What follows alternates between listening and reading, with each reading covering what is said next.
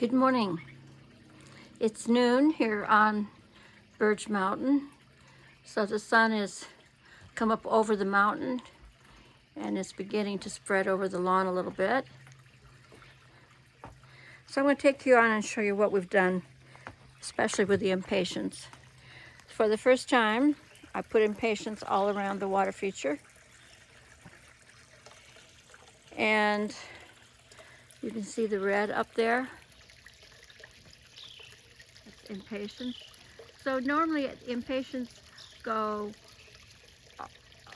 let's see if we can do this all the way around, okay?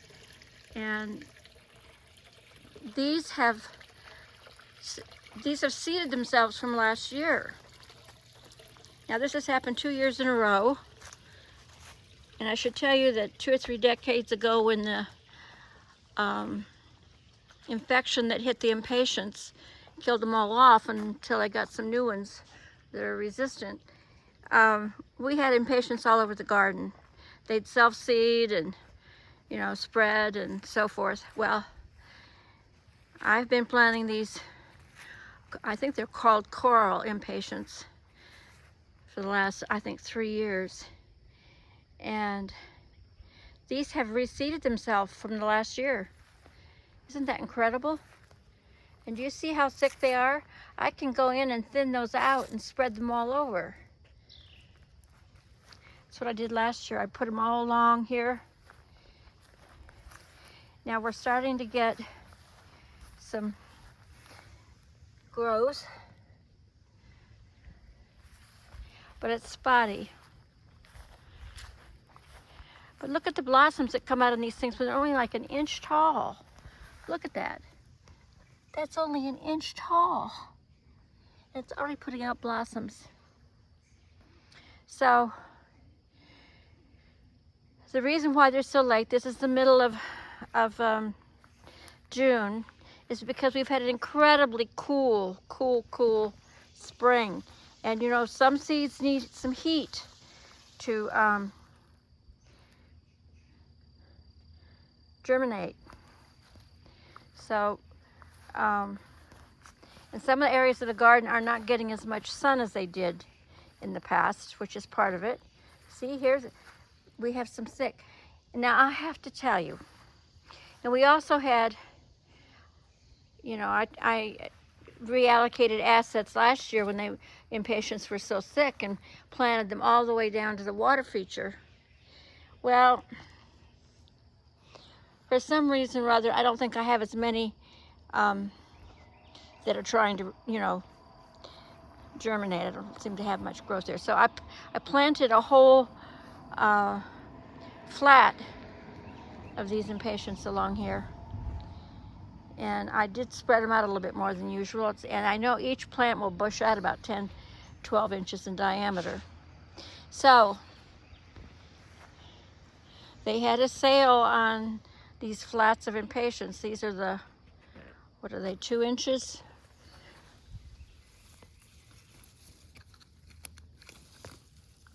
There's, small, anyway, I think they were down to like $17 for a flat, 30% discount. Well, I have an event coming up in 2 weeks, the 4th of July weekend. And, I want some instant gratification. So I'm going to plant these out here, and they'll be pretty, even as starters. And as they take off and bush out, they'll be fantastic. And I'll come in and thin out the ones that are growing here and spread them around in the garden. So you can see these hostas. Planted this hedge, 7 years ago? And it's getting ready to bloom. Can you see the flowers? These are up like 2.5, 3 feet tall. Really lovely. Now, these would be considered invasive in that they duplicate themselves at least double or triple every year. And they're getting super thick. And let's see if I can show you what I'm talking about. They're just getting super thick. And I imagine at some point they'll begin to crowd themselves out, or I'll have to go in and thin them out, which I'm not exactly looking forward to. I'm trying to develop the garden with perennials so that, you know, as I get, my priorities change, and you know, I'll still have a beautiful garden. Now this is supposed to be coral bells out here, this whole section. And I lost about a third of them this winter. And so I consolidated and moved all the coral bells into one area. And I think I bought 14 more, you know, to fill in. And I'll, you know, next year I'll buy more coral bells. But in the meantime, I've bought a flat of these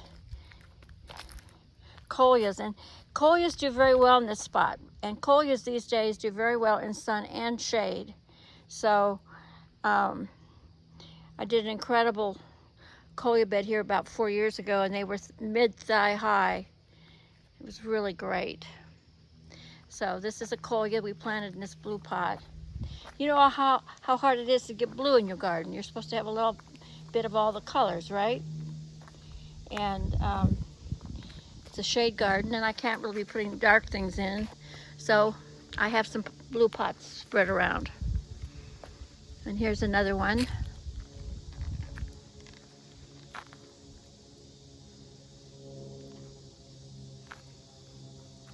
Okay. Now I did buy a second. Wow. It's jerky today, isn't it? With my walking. I bought a second flat of these impatiens, and I'm going to densely pack them in here into this area, so that when people first come in, they'll have a huge impact of color. And that'll be fun, don't you think? I mean, I don't really care what it looks like from the street, okay? I care what it looks like from my veranda. I mean, it's nice if it looks good from the street, but I really don't care. So you can see the people who come in and park in the driveway get this view right here. They get the view of all the beautiful things on the deck downstairs. It's all impatiens this year, and they can see my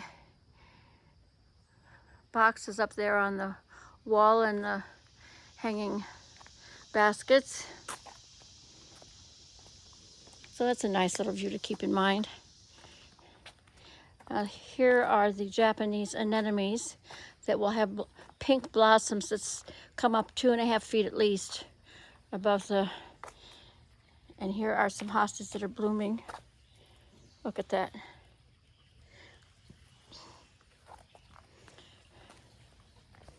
I like the green and white caladiums, but I had to start them in the house in order to have them ready to put out at an appropriate time, and they were just a lot of work. And we had a bed of these white and green hostas over there in the driveway, so I thinned them out. They'd gotten really thick. I thinned them out and reallocated them here, and they thickened up in both places, and I thinned them out again and put them up there around the tree there. And they don't require any work at all. So the hostas are coming into their full growth right now, which is great. And I've been talking with a family about planting some low bulbs around this spot, because I believe I watched carefully this year my daffodils that I had growing somewhere else in the garden. I think I can plant some bulbs that bloom early, and that they'll have plenty of time for their foliage to charge up the bulbs for next year. And by the time the hostas come up, they will have covered up, or the leaves will have died. So I think we're going to have a little discussion about what I think maybe some bulbs that are maybe, 6 inches tall. That would be fun, wouldn't it? So you see the rocks here in these slate bits that were left over from the walkways. I always like to stack something up in the middle of a water feature, because what happens is creatures fall in and then they can't get out. And when I lived in Washington, D.C., and we had a water feature about this size, we'd find dead birds at least 3 times a season. And I know the family dog, little small dog, fell in here and really had to scramble to get out, because, the ledge is like 5 or 6 inches down, and the rocks protrude out, and it's hard to get a hold of anything. So something's getting in here and knocked all those rocks over. Now I know the bear walks down the mountain right through here. He walks right through here, pushes this chair out of the way, and he walks in the dirt along the asphalt out here in the driveway, and I can see his paw prints. And so it comes through about once a day at least. We have a lot of turkeys this year, and they're playing havoc with some of the plants in my brother's garden. But one fun thing to remember about impatiens is they thrive in water. You can plant them in a pond, in a water feature.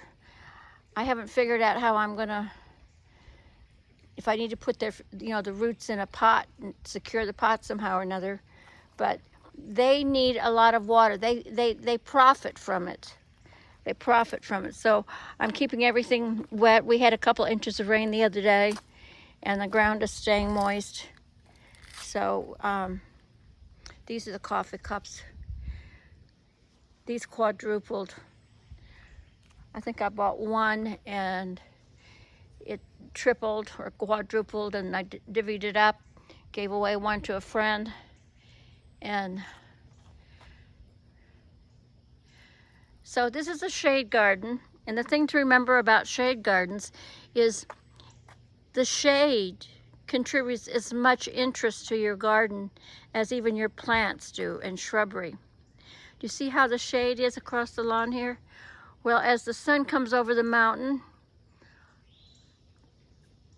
through all that trees, it shines down here, and the sun will walk across the garden here, and the shade will retreat towards the front of the house. And then in the late afternoon, the sun will come from the west over the top of the house, and it will come down and do this part of the garden. Not terribly far in, probably about here. So things that I put on the veranda, like these. This is a new begonia. I was just stunned when I learned this was a begonia. Can you believe it? So the begonia doesn't get any rain, particularly when it rains, and it doesn't get direct sun, and it's very, very happy. This is a giant colia. That's a lovely name. So these impatiens are here, and impatiens do need some sun. They do well in shade, but these have not been as aggressively with blossoms as you might have expected in other areas of the garden where they've just gone gangbusters, where they got a little bit more sun. So this is the garden, and I'm going to get busy. And oh, here's a project. You see how deep this pot is? Well, first of all, it needs a hole dug in the bottom, because you see we've got water. Looks like about 3 inches of water over the last 2 rainfalls. So my brother's going to come and drill the hole out, and I can sink this pot in here, and you'll hit the right level, I believe. But I have another big pot here that's very deep, And I think what I'm going to get is a drip pan, you know, like for with your pots, and get it big enough to set it in there to raise up the level. And then I can put either dirt or whatever, and then I'll plant this other coleus in there. What is the name of this one? Let's see if we can help out with this, because this is really fun. Yes, here we go. Kong, like King Kong. Kong Empire Mix. It gets 8 to 10 inches. And leaves display showing grow, plant, and shade. Part sun, part shade, yeah. Okay, so that's good. We have things to do. Thank you for joining me today. It's been a pleasure.